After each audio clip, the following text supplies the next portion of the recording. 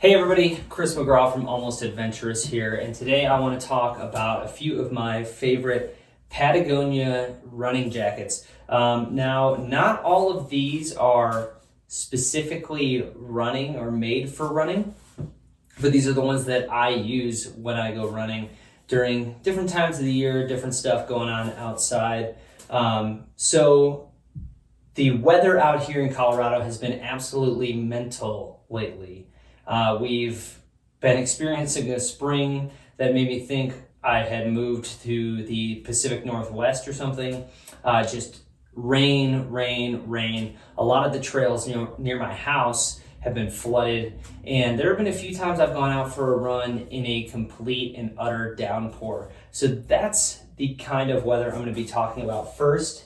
Let me set this down. And when it is downpouring out, really, it wasn't very cold, so we're talking like 50s, 60s, but just pouring rain. Honestly, none of these jackets kept me bone dry. That's just what's going to happen when it's raining that hard and you're out for a run. With the high exertion, I tend to sweat a lot, and so I'm either going to get sweaty and damp from inside the jacket, or I'm going to be letting rain in. But that being said, I do have a hard shell that I do run in, and that is this one right here in the middle. And this is actually part of Patagonia's high endurance kit. This one is called the Storm Racer jacket. And you may notice something. There is no center zipper on this. There's actually two zippers. One does not go down all the way. It just ends right here. The other one does zip down all the way. And the purpose of this is to be used with a running vest. So when you're using the running vest, you can actually unzip this zipper all the way down and unzip this one part of the way, and then kind of tuck it in your running vest. It is a little weird to put on a jacket without a symmetrical zipper. So here we go. This is a size medium. Do not do what I did. I was reading online about the sizing, and so this is part of the high endurance kit, like I said, and I have a few items in that kit that I use regularly, one being the Airshed Pro pullover, which I'll be doing a review on. Actually filming it today, should be going up next week.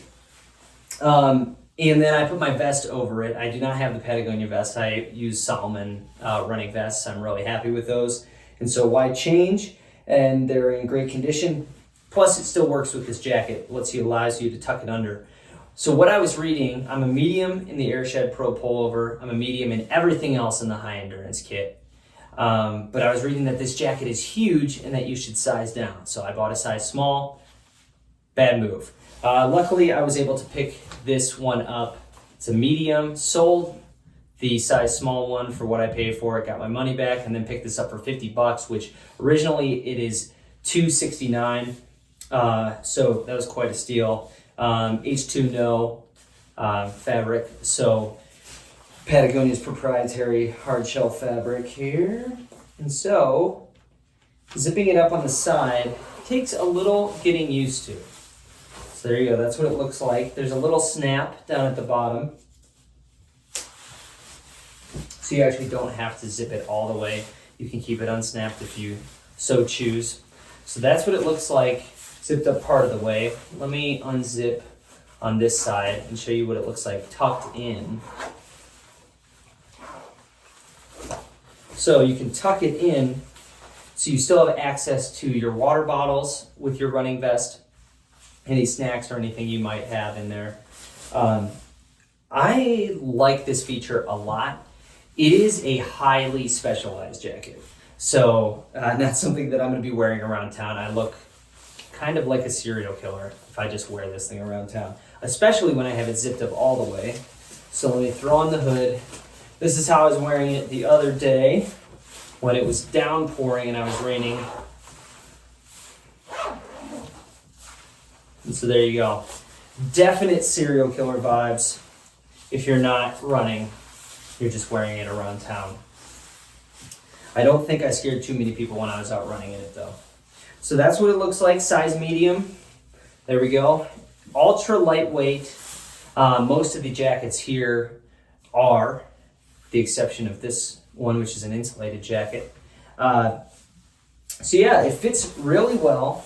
There's room still for a running vest. Let me take this off. And if it's really windy out, you can throw that up and kind of blocks your neck from the wind, all that. So this is like my shell if I'm dealing with extreme weather, whether that be wind, snow, I've run in the snow in it, or rain. So as I was saying, it's pretty light. The cuffs are just stretchy, nothing there. And no pockets. Not a single pocket because, like I said, meant to be worn with your vest, which should have plenty of pockets for you to carry everything. You can stow it actually in the hood here. Let me get up nice and close. There we go. So the hood is where you can stow stuff. Pull this back up on here. All right, so if it's not downpouring, say it's windy, breezy, I need a little bit of a shell. Maybe there's a threat of some sprinkles. Honestly, I don't generally wear a jacket a whole lot in that scenario. But if I do higher output activities, I used to reach for my Houdini.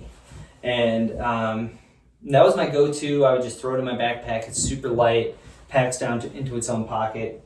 Here's the Houdini here, packed into its own pocket. The problem with the Houdini is that it is not very breathable. And so Patagonia came out with the Houdini Air.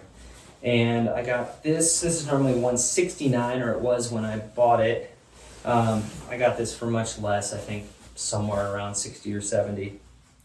My two favorite jacket colors are purple and like a neon yellow. So I have the Houdini in purple and the Air in this neon yellow. It has the one pocket here.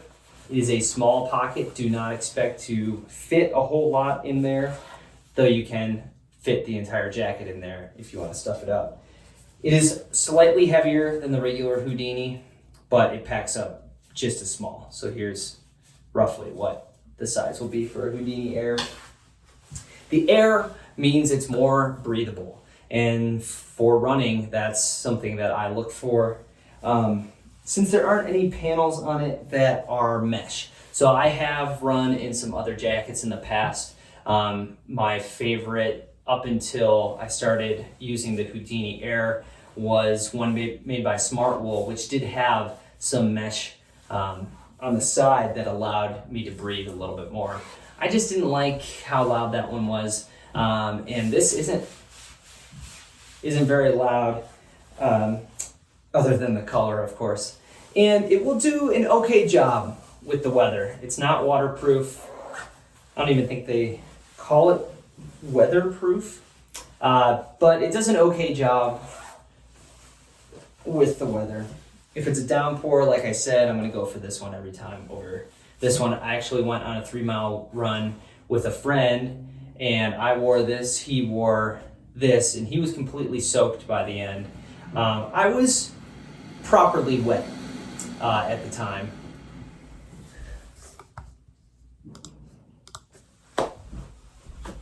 I got properly damp, we'll say, in this here, but not quite as soaked as he was. But again, if you're going to be spending 45 minutes, an hour, hour and a half running in a downpour, just prepare to get soaked. Maybe don't do it when it's 35 degrees out. So a lot more breathable than that Houdini is. It's got you can cinch the hood here. So that's a nice feature. And overall, it just feels like a more solid jacket than the Houdini. 5'7", 155 pounds, and I wear a size medium. All right, let me bust out this here for my third jacket that I wear while running. And And like I said, I like the Houdini Air better than the Houdini. Ooh. With one exception, and that's going to be when it is incredibly windy out. So I'm talking like mountain ridge windy, 60-mile-per-hour winds are gonna blow right through this jacket. The problem with it being so breathable is that it does let the wind in, where the Houdini does not as much. The Houdini is also lighter. It is louder, if that bugs you. You can hear it there. Has the pocket, chest pocket here. Again, not very big. Use it mostly just to store the jacket. And then here's the hood. It does have a cinch, just like the Houdini Air does. Ultra light, blocks the wind. Can get a bit more clammy, a bit warmer, but in really high wind activities. This is what I'm going to go for. I usually throw it in my pack, and because it's so light, it's just the one that's always there. So, finally, the final jacket that I use for running is an insulated jacket. It's my Nano Air Hybrid hoodie, Nano Air Light Hybrid hoodie. And I have a review of this jacket on the channel. Check that one out. Here we are. This is a lighter version of the Nano Air. They just came out with a new version of the Hybrid. This is the previous version. And I really like the previous version a lot. We have thumb holes. I use this so much. I wear it for everything. Including running, though I run pretty warm, so it's got to be pretty cold for me to bust this one out. It has this back panel that's kind of made of this waffle pattern. Bring it closer to the camera so you can see. So you got this waffle pattern on the back that is a lot more breathable than just the regular Nano Air panels. And that allows you to get rid of some heat, dump some heat while you're running in the winter, because the last thing you want to do is to get all sweaty while you're running, have that sweat evaporate off of you and cool you down in the winter.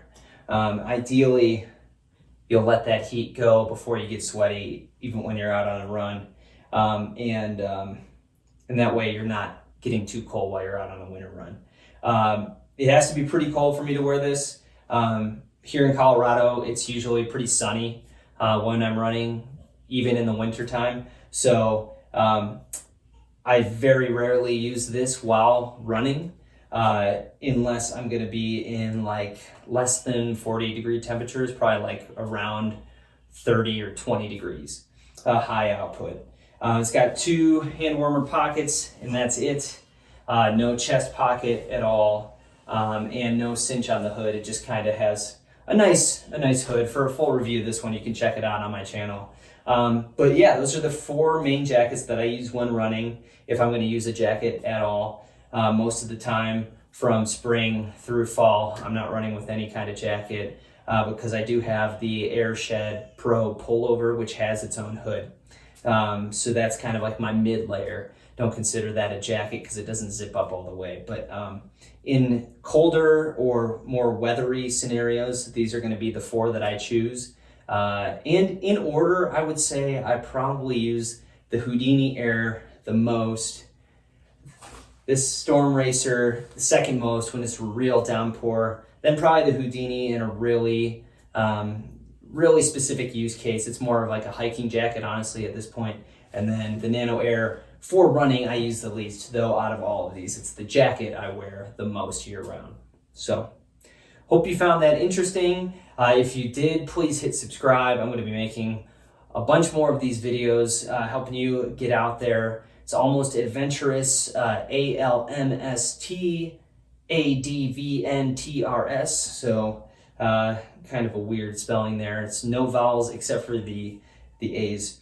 But yeah, I would really appreciate it if you hit subscribe. If you have any questions, leave a comment down below. I really try hard to get to all of the comments within a reasonable amount of time. And hope you can get outdoors, relatively soon and enjoy the summer. Summer's just about to start this week, so get out there, enjoy the mountains, enjoy the trails, whatever's near you, mountain bike, run, fly fish, whatever you do, just get outside.